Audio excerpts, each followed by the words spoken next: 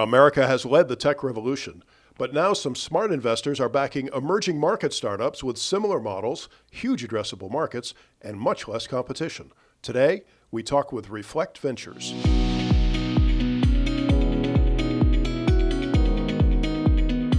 Welcome to another edition of the Angel Nest, where real angel investors and entrepreneurs partner to build great new companies. I'm David Hemingway.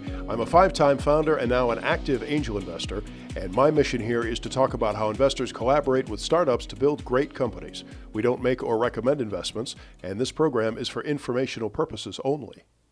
As high-tech ventures spread across the planet, Michael Friedman and Jor Law have discovered huge opportunities backing startups with similar business models to the giants, except they're in emerging markets and frontier markets like Africa, Pakistan, and Morocco. Imagine investing in a place that's beginning to adopt smartphones, but you already know what the smartphone revolution could bring, and they're getting in at lower valuations before the VCs. Reflect Ventures finds, and in conjunction with their network of investors, vets, and backs companies that are taking established business models to these new venues, often in places far away from Silicon Valley or Silicon Alley here in New York. Today, we meet Michael Friedman and Jor Law and one of their very happy investors, Rahul Alasia, who's gaining access to deals he says he wouldn't otherwise see or perhaps even dare to invest in. Gentlemen, thank you for joining us today. Thank you, David. Pleasure to be here. Michael, you're a native New Yorker. What got you to move to China, start investing in emerging markets? Well, long story. Basically, working for Oracle, went out to Hong Kong. You can't sit in Hong Kong for 5 years next door to China without thinking that you've got to go and find a way to move over there, which I did, working for various startups. And then life happened, and before I knew it, 20 years have passed. As for investing in startups, that's something that I've been doing basically ever since I had sufficient financial resources to do it. I've always been, very excited to do it. I've worked for startups. I've worked for a bunch of startups. I run my own company and my own startup, which I then sold. And now, it's really a lot of fun and very rewarding to be investing in other people's startups. Would you tell us how you got the idea for Reflect Ventures? Well, I and several other people were very interested in investing in a company that was coming out of one of the accelerators here. And they said their minimum investment was $500K. And that was more than I was willing to put into one early stage investment. So they said, bring some friends. And because of that, I was forced to figure out how to run a syndicate. I did that together with some partners, including Jor Law here. And we all invested together and we put in a bit more than $500K. And then we said, it would be a real shame to waste all of the learning that went into this. We know how to do it. The second one is 10 times easier than the first. Let's keep doing it. Startups, of course, often have to invent their own business models, or they do land grabs, try to figure out profitability later. That can sometimes get very expensive for investors. Jor, the part of your model that I really appreciate is that you're taking products and services that have already succeeded in other parts of the more established world. You apply the lessons learned and then find new markets. Yes, we are. And I think part of that has to do with our teams growing up, working in or exposure to emerging markets. We've seen a lot of the models that emerging markets that are now further developed, such as in China, right, which has gone through a lot of progress and innovation for this market here. And we see now the rest of the world where these markets are now just starting to enter their stage of development, and the same type of opportunities exist in these markets. We take our learnings from what we see happen in the West, as well as our experiences in these developing markets, and predict and project what we think will happen in these new emerging markets, as well as provide a lot of guidance to these target companies to help them develop in a better and more efficient way. Rahul, does Reflect's process give you the confidence to invest in what would normally be considered more risky ventures? Yeah, absolutely. So, as an investor, I'm always kind of looking for new ventures and new things to kind of support. And what the Reflect Ventures guys do is, of course, to give access to emerging markets like Africa, throughout Africa, markets throughout Asia that normally I would never get access to. But what they really do is get into the details, the nuts and the bolts. They do a lot of homework, they do a lot of due diligence, and that's really comforting to an investor. So, Michael, tell us about some of the companies you're invested in, if you would. So I'll talk a little bit about Market Force and Dastagear. Both of these are neighborhood store supply chain companies. So you think about the neighborhood store in a country like Pakistan or Kenya or Nigeria or Morocco. And, it's not like New York. You don't go, New York, you don't go to the Walmart either, but you've got big supermarkets and stuff. And most people have cars or they get on a bus. It's not like that in these countries. People are going out to the store every day or every 2 days. Many don't have a refrigerator, only a very small one. They're buying what they need for the next couple of days and they are walking home with it. So the neighborhood store is the center of economic life. This is where everybody buys everything they need to eat, mainly eating, all the FMCG goods, but also their soap, their shampoo, and everything else. And we're investing in the companies that are now basically recreating the supply chain for these stores, giving them a one-stop shop. You go and you buy from Dastagear is one of these neighborhood stores, and their truck comes. It's a special truck designed to be able to go through the alleys of a Pakistani, small town, small alleys and stuff, gets to the store, and they take out everything that store has bought, give it to the store owner. Well, not give, he's paying for it, but you get the idea. And he's got a one-stop shop to buy it, as opposed to shutting down his store, going to the distributor who's going to give him the soap, going to the distributor who's giving him the shampoo, going to the guy who will sell him the rice, and spending a full day replenishing and buying everything he needs in order to sell it from his store. It's a game changer. Why is all this innovation happening now, do you suppose? What is happening in these countries is that smartphone penetration is going from 10% to 40%. People who need a smartphone for business are making the investment, and for them it is a real investment, in order to buy a smartphone that they can use. This enables whole new business models. This is happening throughout the third world, and these are the companies we are investing in. So Rahul mentioned Dastagear, which is in Pakistan, and Market Force, which is in Kenya and Nigeria primarily, but also entering a number of other countries in Africa. We've also invested in Chari. Chari started in Morocco, moved into Tunisia, then acquired another company doing the same thing in Ivory Coast, and finally actually made an acquisition in France. And that's really cool because they're now supplying the North African grocery stores in France. The North African worker in France is able to go to these stores, buy product, and he's going to be able to make a remittance. He's going to be able to hand the store owner 100 euros, and 5 minutes later, his wife, his sister, his mother in Morocco or Tunisia or Ivory Coast is going to be able to go to a store and get 100 euros worth of local currency, minus, of course, a small fee, but small compared to what these people would normally pay in order to remit money. Chari, by the way, also has recently announced they are purchasing a unit of AXA, the French bank and insurance company. And it's a $20 million transaction. So they're growing fast. They're doing it in order to get fintech financial licenses in Morocco that currently are no longer being offered. You have to buy one of the companies that already has them. They're a first mover, they're moving fast, and they're doing it. And finally, we also invested in Turbodega. Again, the same business model, but in Mexico and Peru. So this is the same thing. We're doing it again and again and again, investing in the same kinds of companies.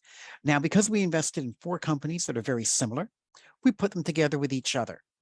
They talk to each other. They give each other advice. They have the same problems, and they're non-competitive. So you're investing in smaller markets. Does that mean less competition? Definitely. So in most of these markets, there are 2 or 3 players, and the company we've invested in is one of those top 3. And they are going to be almost certainly one of the winners, because these are not probably going to be monopolies. They're going to be oligopolies. And that, by the way, is another part of our model.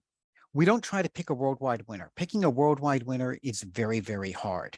Who would have known that Facebook was going to win the social network wars at the beginning? Impossible to tell.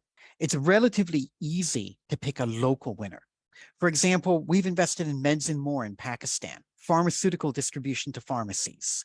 They were number 2 when we invested in them. They are now number 1. This is an industry which is a natural monopoly or oligopoly.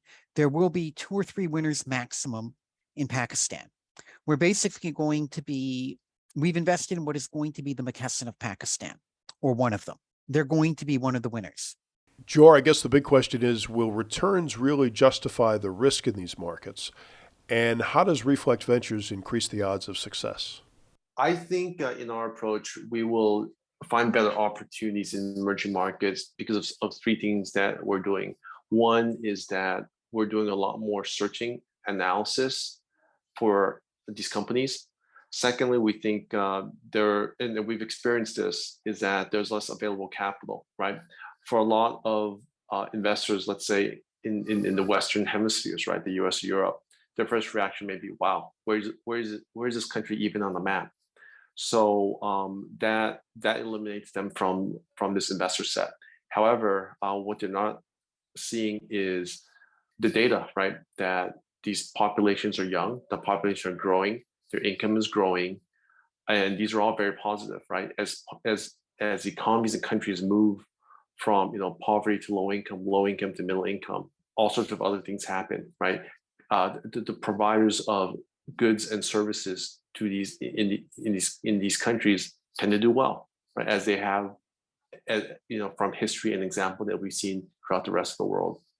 And thirdly, one of the other areas is how we add value. So the entrepreneurs in these countries are trying to build these businesses, and we could say, look, they're doing their analysis, but they might be doing it through the lens of someone who might be doing it for the first time. We've seen a lot of these stories play out successfully and unsuccessfully throughout various geographies. We try to help them succeed by eliminating the places where they will make mistakes. And as we build an ecosystem in these verticals or in these countries, we try to create synergies amongst these companies so that they may learn from each other, as well as trade, and maybe further on in the future, even band together and merge together. Michael, tell us about some of your other investments and about the concept of replicating the business models. I think that's really fascinating. Yes. For example, we've invested in Truck It In, again in Pakistan. And by the way, we're doing other trucking marketplaces as well in other countries. And when we look at Truck It In, we also look at Convoy in the US to get an idea of what they can do, Black Buck in India, and Manbang in China, all of which are very, very successful trucking marketplaces. It tells us that this is the right model and that these other countries are going to develop into it. And this is huge. Right now, if you're a trucker taking a truck from, say, Lahore to Karachi, when you get to Karachi, you don't know what load you're going to bring back to Lahore. You're going to go to a neighborhood in the city where there is an open outcry market. And you're going to walk around yelling, does anyone have a load to Lahore? And somebody else is going to be walking around yelling, I have a load going to Lahore. And it may take you a couple of days to find that guy. And until you do, you're sleeping under your truck. Now you invest in a smartphone.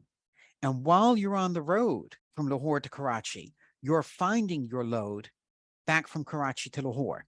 You don't need to sleep over. You drop off your load, you go to pick up the next load, you head home. That's a game changer for these people. And how about the competition for capital? Does that put you in a better spot? Our investors benefit both because of capital not being as available and because of good picking. First off, obviously, in these geographies, capital is not as available, especially in early stage. As you get to later stage, we are seeing the big global investors come in, the Sequoias, the Tiger Globals, the SoftBanks. And what that means is that there's, in effect, a return compression. When a company gets large enough for those companies to invest, all of a sudden the valuation spikes. So I think every investor learns that the discipline to say no can be just as important as what you actually do invest in. What's your philosophy around choosing deals? We're not investing in the areas that people tend to get very excited about. So for example, earlier this year, end of last year, there was an awful lot of excitement about lending to the unbanked. And many of our investors were asking us to look at lending to the unbanked. We looked at it in Nigeria and in Pakistan, and we just were not comfortable. The biggest issue was that we saw no reason to believe that this was going to be a monopoly or an oligopoly, and hundreds of companies were getting into the space. The second issue is that it's regulated, and as you begin eating into the profits of banks, well, the chairman of the bank, he goes and attends the wedding of the bank regulator's daughter, And he probably gives the happy couple a new car or maybe even a new house. Your new startup is not able to do that. They do not have those relationships. Add to that you have, that in many of these countries, the banks are required to buy government debt. And that is how the government finances itself. If you take that away, if now all of a sudden people are lending to the unbanked instead of lending to the government, and that's what is supporting depositors and giving them higher interest rates, well, the government's not going to sit still for that. They can't allow it. So we walked away. Instead, we're investing in things like trucking. Virtually nobody knows about the companies that we talk about. I talk about Convoy in the United States. I bet that most of your listeners have never heard of it, but they're a big company in the same way most people have not heard of Truck It In Pakistan. We invested in Oware in Pakistan, which is warehousing on demand. Closest US analog is a company called Stored. Again, a very large company, very successful company, great for its investors. And how many of your listeners have heard of it? These are the companies where the people who are not paying attention into these particular verticals do not invest. They are undervalued industries in an undervalued market. Then we do think we do a good job of picking, but we also make it easy to pick. I've talked before about how we're not trying to pick global winners. We're trying to pick regional winners. We don't try to pick a company that is going to be the global winner in trucking marketplaces. That's really hard. We try to pick the one that's going to be the winner in Africa or in actually West Africa, the one that's going to be the winner in Pakistan, the one that's going to be the winner in Egypt. We're looking for more companies in the warehousing on demand industry. And again, they do not need to be global winners. We'll be very happy to get one that's going to be a winner in Argentina and Chile. And that's big enough to create a huge business. Is it more cumbersome to invest in emerging markets? How do the logistics work? So for our investors, there are no extra requirements. We use an SPV as a service company in the United States. They're going to be investing in a Delaware LLC, and we handle everything else. Most of these companies are forced by their other investors to create a parent company either in Delaware or Singapore or Cayman or somewhere else that is, more reasonable. There are pros and cons to that, but that is the way it is. And by the way, you might be surprised where it's hard to invest in. We walked away from an investment in Germany very, very back at the beginning before we decided to focus on emerging markets, because the mechanics of investing in a German company were effectively impossible. So, gentlemen, this has been really fascinating. Definitely a new avenue for angel investors. Thanks so much. Michael Friedman, Jor Law, and Rahul Aleja, thank you for joining us today. Thank you very much for having us. Thank you. Thank you. You'll find contact information for Michael Friedman and Jor Law and learn more on our website, theangelnest.com, where you can also reach me. We're always looking for great companies to profile, so if you have one or just want to make a comment, please do get in touch. You can reach me at david@theangelnest.com. And now for the disclaimer that we don't make or recommend investments at the Angel Nest, and this program is for informational purposes only. We do not verify and cannot be held responsible for claims made by our guests or sponsors, some of whom may pay a fee to appear. I'm David Hemingway. We produce the Angel Nest in New York with help from David Newhoff. Thanks for listening. And here's hoping my fellow angels and the entrepreneurs they support find their next great venture. So long until next time.